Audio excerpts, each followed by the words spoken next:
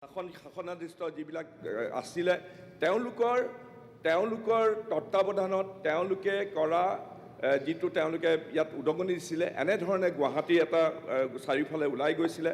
আপুনি জানো যে গুৱাহাটীৰ যিটো পৰিচয় নীলাচলত কামাখ্যা, নীলাচল পাহাৰত চিত্ৰাচলত নৱগ্ৰহ, সন্ধ্যাচলত বশিষ্ঠাশ্ৰম, ঠিক তেনেধৰণে গুৱাহাটীৰ চাৰিওফালে উমানন্দ, উগ্ৰতাৰা, অশ্বক্লান্ত, দৌল গোবিন্দ আৰু কত যে বেলেগ বেলেগ মন্দিৰ নাই।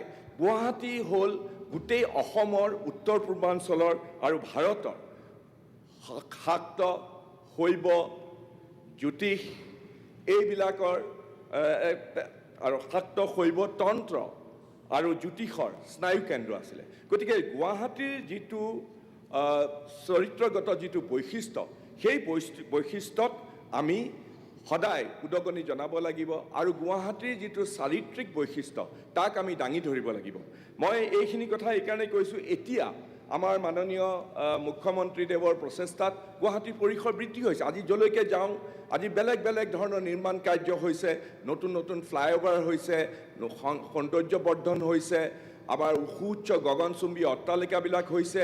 কিন্তু গুৱাহাটীৰ চাৰিত্ৰগত বৈশিষ্ট্য আমি কেনেধৰণে দাঙি ধৰিম? গুৱাহাটী কেৱল এখন কংক্ৰিটৰ জংঘল হিচাপে পৰিগণিত হ'ব নে গুৱাহাটীৰ যিটো সত্তা, সেই সত্তাটোক আমি দাঙি ধৰিবলৈ চেষ্টা কৰিম? গতিকে ইয়াত এটা নতুন ধাৰণা গা কৰি উঠিছে। সেই গাটো হ'ল যে গুৱাহাটীক আমি পাৰ্পল চিটি হিচাপে আমি পৰিগণিত। কিয় পাৰ্পল চিটি? ইয়াত বহুতে প্ৰশ্ন কৰিছে, পাৰ্পল চিটি বেঙুনী বুলীয়া কিয়? মাননীয় অধ্যক্ষ মহোদয়, আমাৰ ৰাজ্যখনৰ স্বীকৃত ফুল হ'ল, যেনেকৈ আমাৰ এশিঙীয়া গড় হ'ল ৰাজ্যিক আমাৰ পশুধন স্বীকৃত, ঠিক তেনেধৰণে আমাৰ অসমৰ স্বীকৃত ফুল হ'ল কপৌ ফুল।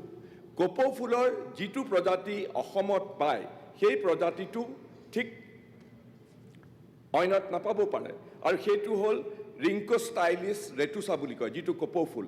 সেই কপৌ ফুল শুদ্ধ বগা নহয়, সেই কপৌ ফুলৰ কালাৰো ৰঙো হ'ল বেঙুনীয়া ধৰণৰ, আৰু সেই কালাৰটোকে সৰুগত কৰি আমি গুৱাহাটীক বেঙুনীয়া ধৰণেৰে সৈতে বেঙুনীয়া বুলীয়া হিচাপে আমি প্ৰতিস্থাপন কৰিব খুজিছোঁ।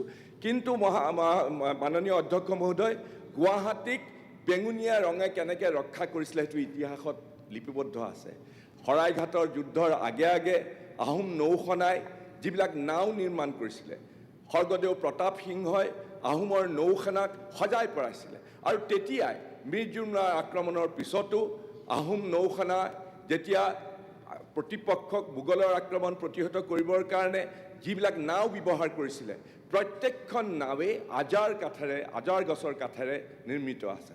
আৰু যেতিয়া শৰাইঘাটৰ যুদ্ধত লাচিত বৰফুকনৰ নেতৃত্বত ইফালে উত্তৰ পাৰত আটন বুঢ়াগোহাঁই বাহৰ পাতি আছে, এই যিটো ৰামসিংহৰ মোগলৰ এই বাহিনীক পৰাস্ত কৰিবৰ কাৰণে যি গেৰিলা ৱাৰফেয়াৰ, যিটো গেৰিলা যুদ্ধৰ প্ৰৱৰ্তন কৰিলে আহোম নৌসেনাই, খালৈ যুদ্ধ কৰিলে, নৌখালবিলাকত এই আজাৰ কাঠৰ নাৱেৰে সৈতে তেওঁলোকে এনেকুৱা ধৰণৰ কৰিলে যে মোগল সৈন্যবাহিনীক পৰাস্ত কৰি ইটাখুলি ৰণত পৰাস্ত কৰি পেলাই তেওঁলোকে মানাহৰ পাৰলৈকে ঠেলি দিলে।